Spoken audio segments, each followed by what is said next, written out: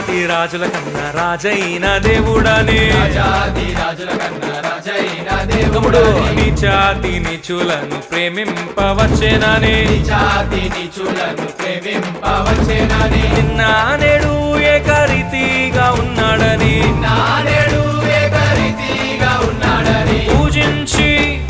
పూజించి పాటించి చాటింపరారే హల్లెలూయా అని పాడి స్తుతింపను రారే.